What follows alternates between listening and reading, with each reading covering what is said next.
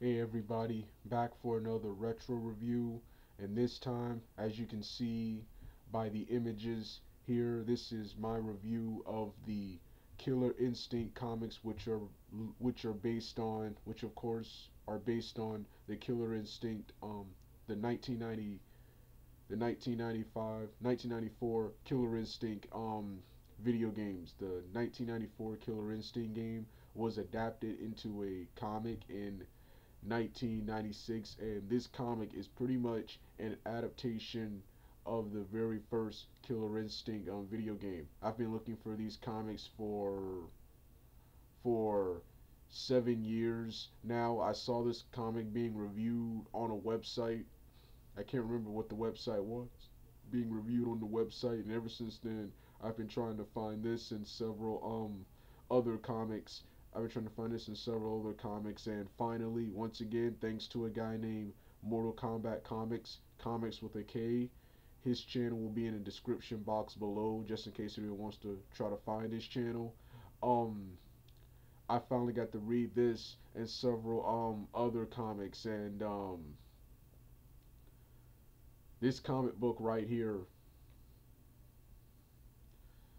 This of course was the narration portion of this comic. I'm gonna talk more about the comic in the webcam portion, but this comic was awesome. This comic was awesome. Of all the video game comics I've read so far, this comic book right here probably has to be the best. It probably has to be the best. It was the closest to the game. It adapted the whole game. It adapted the whole game, and it had the most action. It had the most action. But I'll talk more about that in my webcam portion of my review. This was the narration. All right, get ready for the webcam coming next. Hey everyone, this is the webcam portion of my review of the Killer Instinct comics. Like I said, there are 6 comics. There's Killer Instincts issues 1, 2, and 3. Then another 3 called Killer Instinct Specials 1, 2, and 3. The first 3 comics, which are my favorites, of the 6 comics, they focus on they focus on characters TJ Combo, Jago, Orchid, and Chief Thunder Riptor, with Spinal, Glacius. Spinal. Um, what's that guy's Saber Wolf, and of course, Idol being the antagonist, with Idol being the overall main antagonist and the final boss of the comic, just like the video game. And like I said, one thing I loved about these Killer Instinct comics is that the plot and the characters come to life in this comic. This is a straight adaptation of the Killer Instinct comics. Killer Instinct comics. You have the Killer Instinct tournament feature, the characters. They perform the combos, the hyper combos. In one cool panel, you see TJ Combo and Spinal fighting on top of a building, side to side, just like a video game, and the fight between them ends in a typical Killer Instinct fashion. The No Mercy move, um, Killer Combo. TJ Combo hits Spinal with a deadly knee attack, which he calls knee combo, and breaks Spinal into several different pieces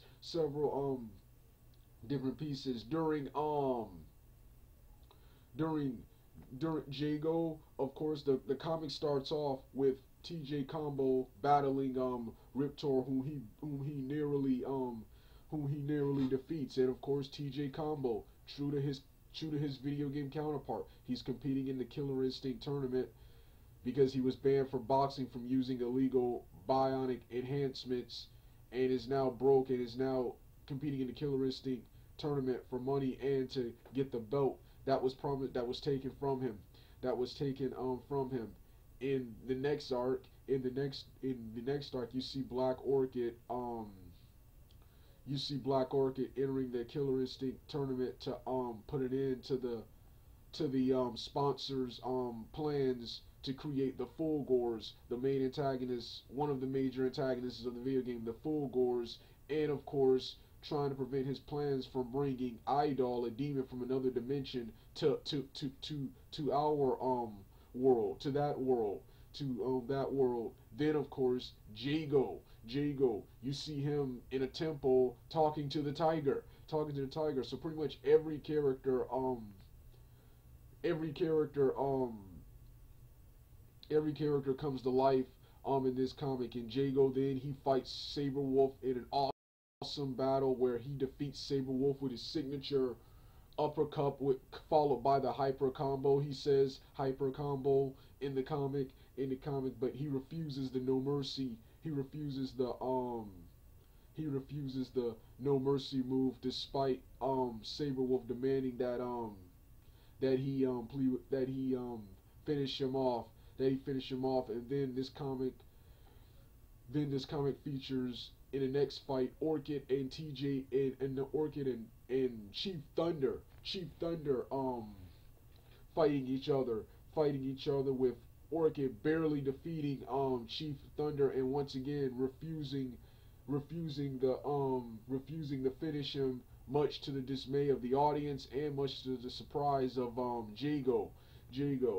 Um those are the first three comics. The first three comics focus on Combo, Jago, Orchid, and Chief Thunder. Chief Thunder with Spinal, Saberwolf, Fulgor, and Idol being the main antagonists of the game, being the main antagonists of the comics. Like I said, these are my favorite three of the comics. Then the next three, which were pretty awesome too. These comics focus on Orchid, Combo, Thunder, and Glacius and Cinder,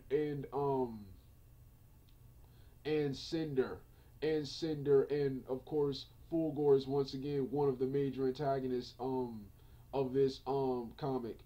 The first two comics focus on Jago, who is severely wounded and on the verge of death from a wound he got from Saberwolf in their previous fight, and is in danger of becoming a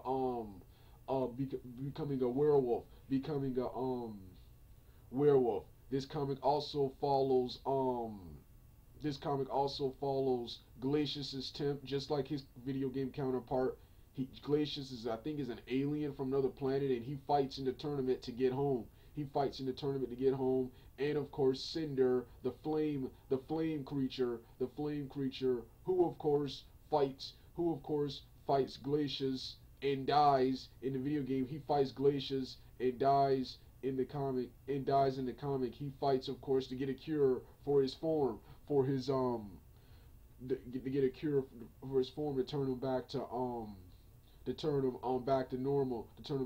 Glacius fights his way through everyone, and of course killing Cinder, just like he did in the comic, and setting Cinder free, which the whole Glacius and Cinder part was probably my favorite parts of the comic, because that was actually emotional. For two characters who I could have sworn Glacius is neutral, but it's Cinder who, of course, if you check Killer Instinct Wiki, he is considered a bad guy. So it was kind of an emotional send off for Cinder, a character who I consider irredeemable, who is evil, if you check his alignment, it says Cinder is evil.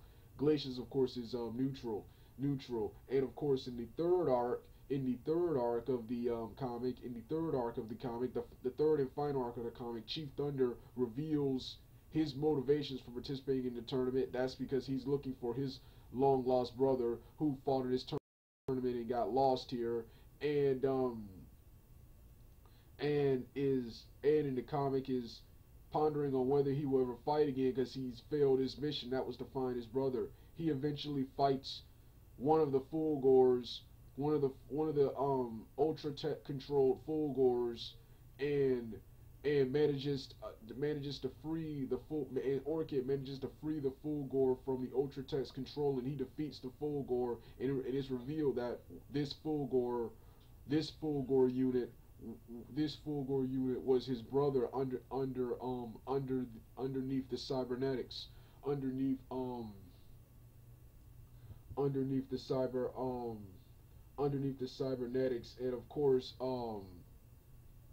the comic book ends right there. Only problem I have with this is that they didn't adapt Killer Instinct 2. Of course, after Killer Instinct 1, after Idol is defeated, they the Killer Instinct characters get sent to the past where they meet other characters like Tusk, and now have to deal with the demon Garganos. I want to see that adapted. Then I wanted another comic to see what became of the characters after Killer Instinct 2. Did they ever make it home? Did they ever defeat Gorganos and make it home? Of course, we'll never know that because Killer Instinct 2013 was a reboot, and they never made Killer Instinct 3. But like I said, man, this was an awesome comic. This was, out of all the video game comics I've read, this was probably the best. Had the best artwork. It had the best artwork. It